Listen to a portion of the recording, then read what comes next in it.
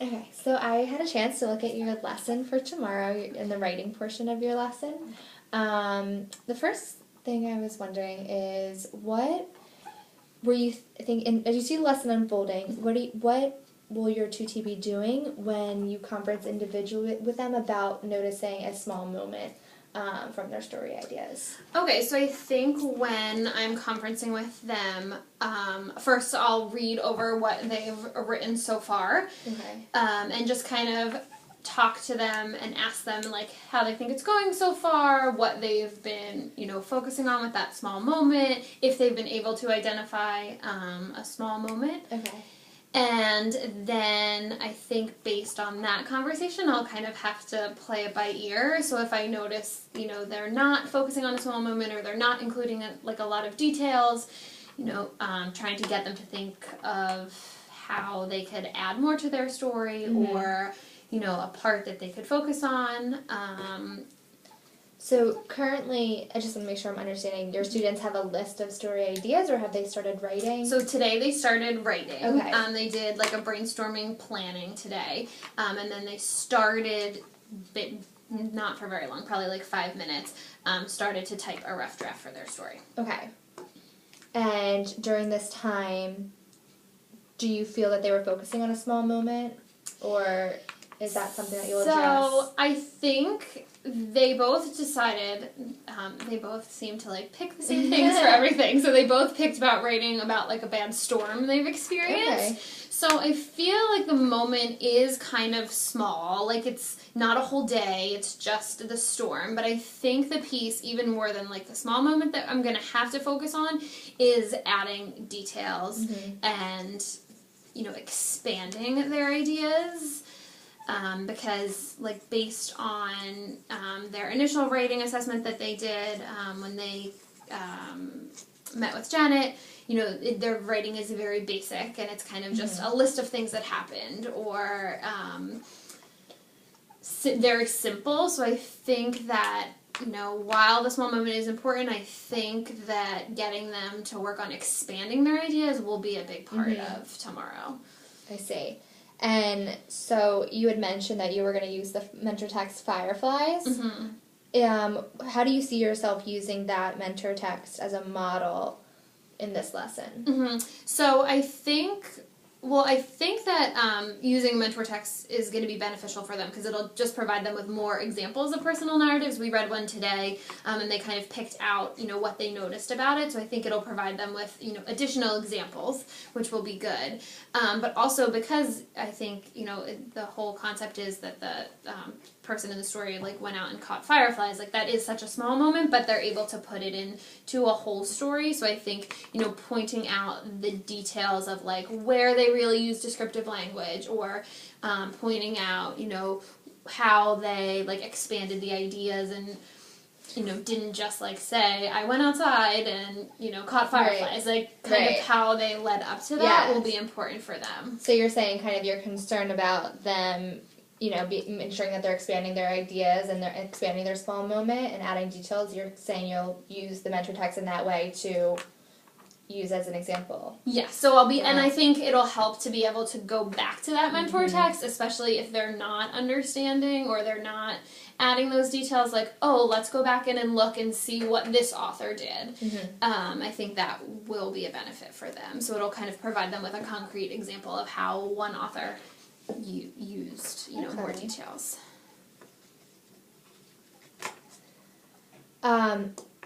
What do you see yourself doing if the student still is unable to either expand on their idea or focus on a small moment? So I think if I provide a model too, so today I started with, writing about a day at the beach, and I kind of purposely picked a bigger thing in time, so I'll be able to model, looking back at my writing so far and where could I really focus in on. So I think that will, hopefully provide another level of support if they were to need it.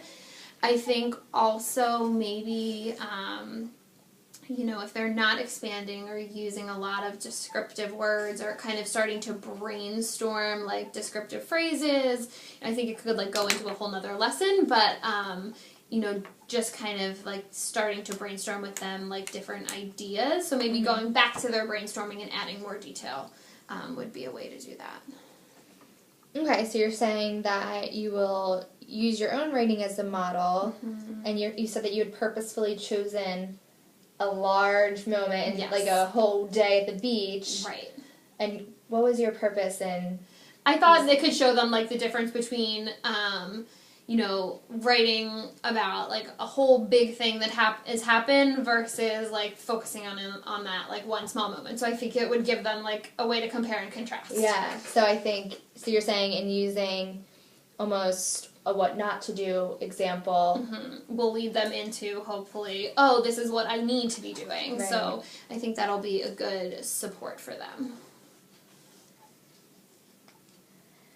And in terms of thinking about what do you think you're going to do to communicate the purpose behind the lesson, like as writers, or how do you think you're going to communicate the rationale or the purpose behind this strategy of writing to your tutees?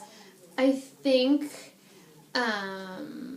like showing them that, again, that other mentor text, and like explaining how writers write not only about they don't not only come up with stories, but they write about things that are personal to them, and that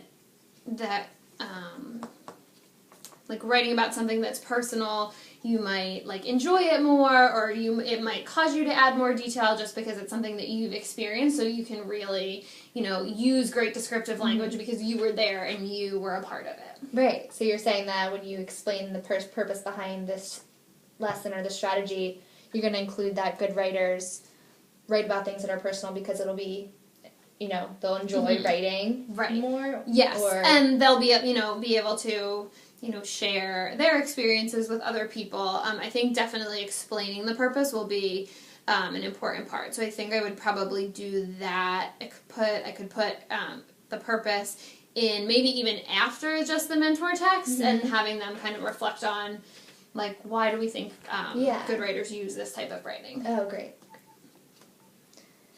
And then I guess my last question would be, how do you see yourself closing the lesson?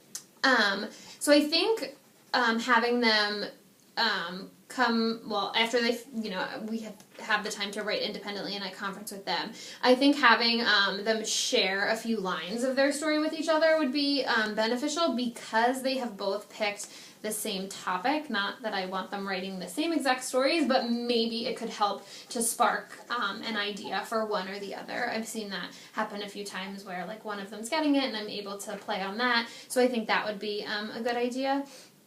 And then I guess, so they'll share, and then I think I should probably have them like set some sort of like goal or something that, I guess a goal that they would want to work on for the next time, just so that I'm working on that self-reflection piece with them a little bit. And again, that's something I could model with my writing piece that I've done, so that they have an example, and then they could come up with their own goals that they want to work on for the next time.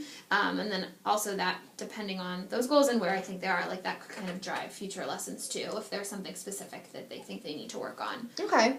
So you're saying they'll share with each other, and you'll use that share time as a way to further their thinking and to model for one another, and then also model your own, using your own writing, a goal that you're going to set for yourself for next time, and the students will as well. And then they can as well. And then, so that will, kind of set up the purpose for future lessons too, I think, which is important.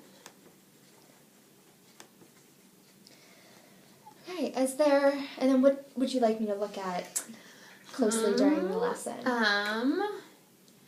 I think probably, I think if you could look at their like kind of behaviors, especially as I'm modeling, because I noticed it a little bit today, like they're getting a little bit distracted when I'm doing the modeling, so just kind of taking note of their behaviors and their like stamina and being able to focus would be something that would be helpful to focus on, so I can make sure, and maybe the timing of that modeling to make sure is it the time, am I taking too long on that, and that's causing their behaviors. And then I think if you can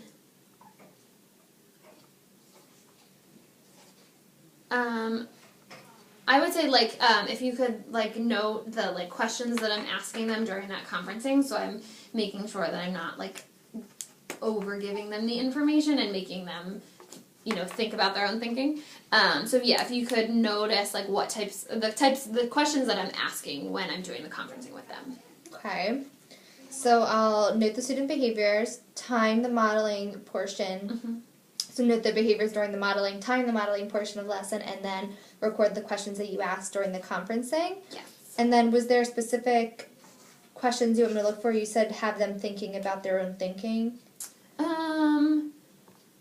I guess.